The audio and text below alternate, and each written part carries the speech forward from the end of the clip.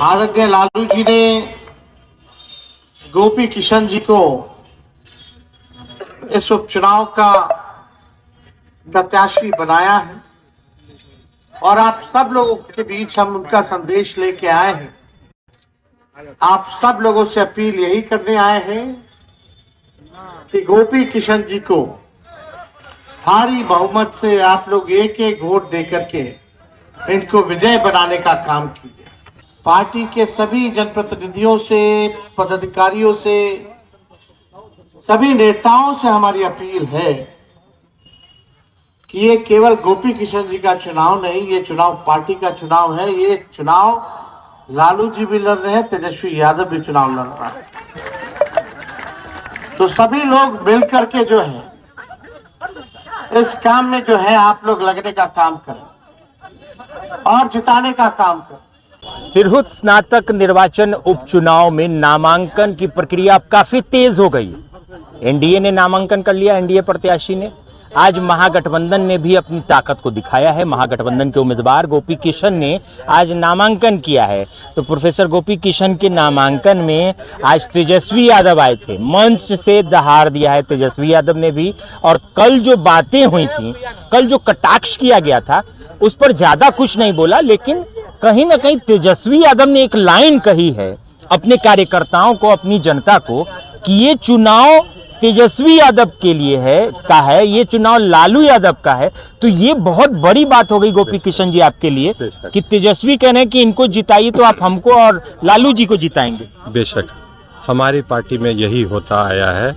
ये लड़ाई पूरी विचारधारा की होती है और तेजस्वी जी एक इंसान नहीं है, एक विचारधारा है। जैसे लालू जी एक विचारधारा है सामाजिक न्याय के, हमारे माननीय नेता तेजस्वी जी एक विचारधारा है आर्थिक न्याय के प्रणेता।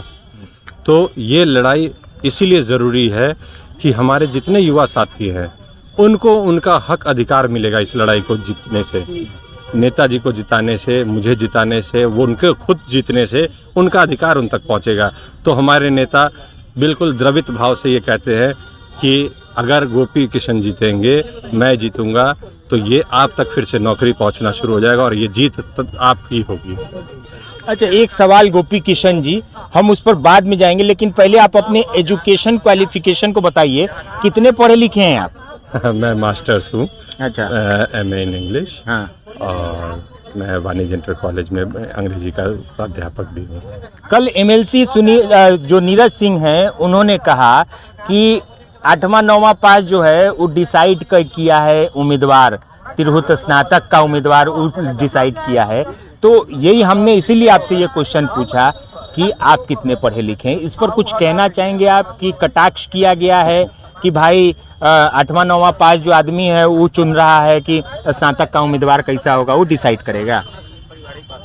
शायद उनको राजनीतिक पद्धति नहीं पता होगी।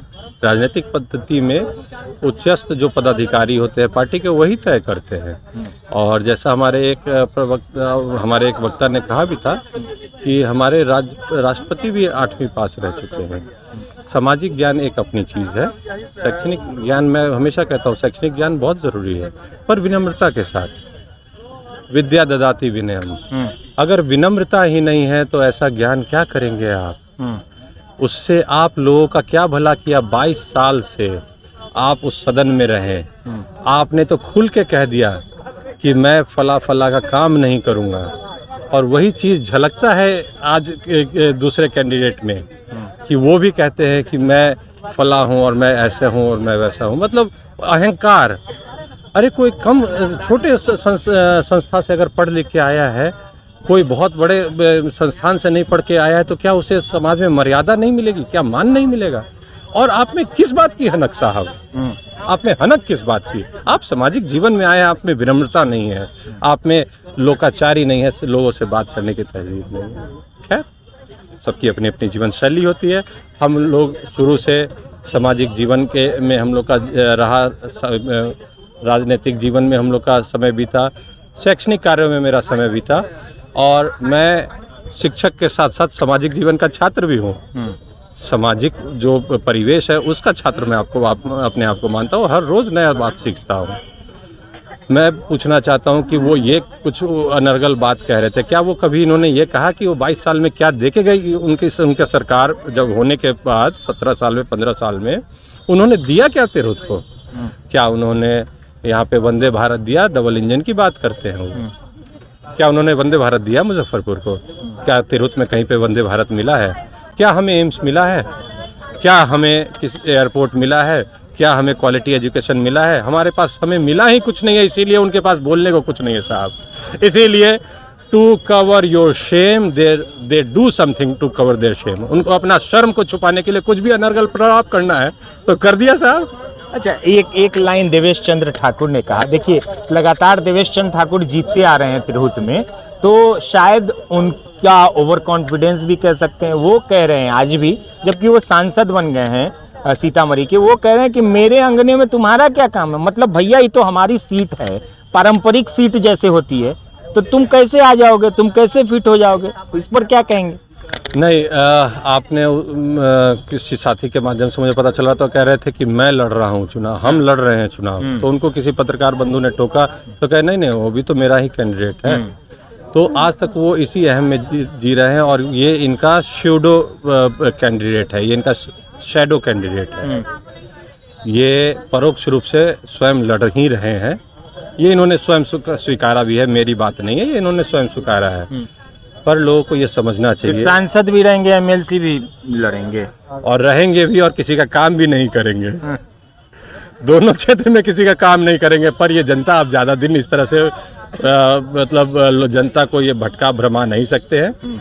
समाज इस बात को समझ रहा है और मजबूती से इनके विचारधारा को समझ चुका है। जो इन्होंने अपने मुंह से ही कहा है, अनर्गल प्रलाप जो ये किया करते हैं, इन्होंने स्वयं अपनी बात को रखा है कि मैं फला साथियों का काम नहीं करूंगा। क्या लोकतंत्र में ये कहना जघन्य अपराध माना जाएगा साहब कि मैं एक चुना हुआ सदस्य हूं और मैं फला का काम नहीं करूंगा?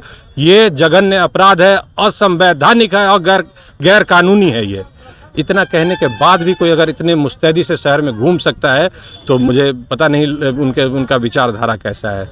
ऐसा कहने के बाद लोग लज्जित हो जाते हैं।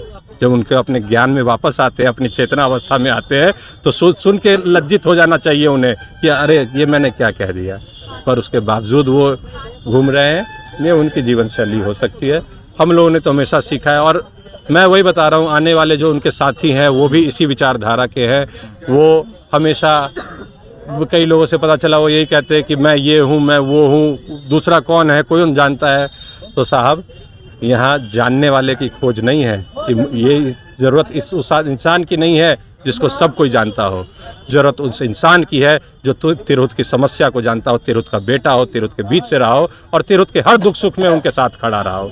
तिरहुत को इस बार वैसे इंसान की ज़रूरत है, वैसे इंसान की नहीं जिसको सब जानते हो। हाँ, सबको सब जानते हैं, सूर्यदेव को भी सब जानते हैं, मतलब इस तरह से तमाम लोगों को सब जानते हैं। पर तिरहुत को वो चाहिए जो तिरहुत की समस्याओं को जानता हो, तिरहुत के बीच में रह सके, तिरहुत के परिवार के घर आंगन में रह सके। अच्छा, नामांकन कर लिया है आपने, आज आपका नामांकन हो गया, बड़ी सभा भी हुई तेजस्वी यादव के साथ, अब्दुल बारी सिद्दीकी जैसे नेता हैं, बड़े नेता यहाँ पर आए हैं, उनकी मौजूदगी थी। आज के बाद आपको कैसा लग रहा है? अब चुनाव काफ़ी नज़दीक है, तो अब अंदर से कैसा लग रहा है और तैयारी आपकी कैसी? बिल्कुल बहुत ही मजबूती का एहसास हो रहा है।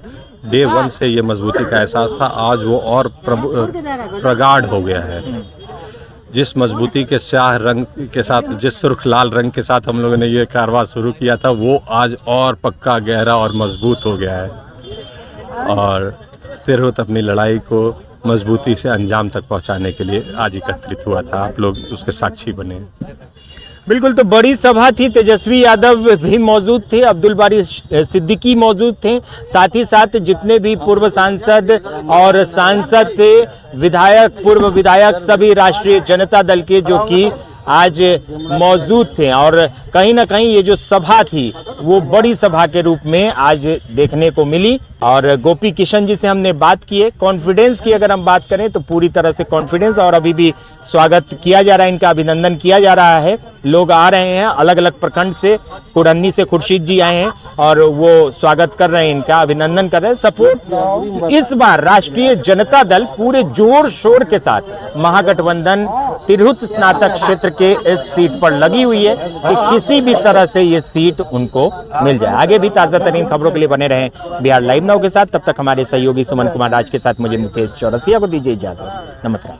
सोफा कवर, पिलो कवर, कालीन और घर के सभी साज सज्जा के हैंडलूम आइटम का एक भरोसेमंद नाम है दिल्ली हैंडलूम, जो सालों से आपके लिए हैंडलूम्स आइटम लेकर आ रहा है। यहाँ सैकड़ों डिजाइन में बेडशीट, पर्दों के साथ विंटर कलेक्शन के सभी आइटम उपलब्ध हैं। यहाँ आप शॉल, रजाई, थर्मोवियर, स्वेटर इत्यादि की होलसेल और रिटेल खरीदारी कर सकते हैं। दिल्ली हैंडलूम, भरोसा और विश्वास का दूसरा नाम। सरैयागंज टावर चौक, लिबर्टी शोरूम के बगल में, मुजफ्फरपुर।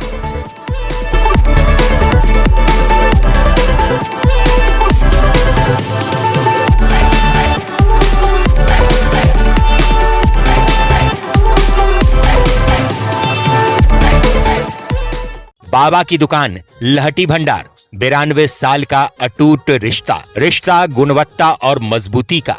बाबा की दुकान लहटी भंडार, लहटी वाले बाबा की अपनी दुकान है।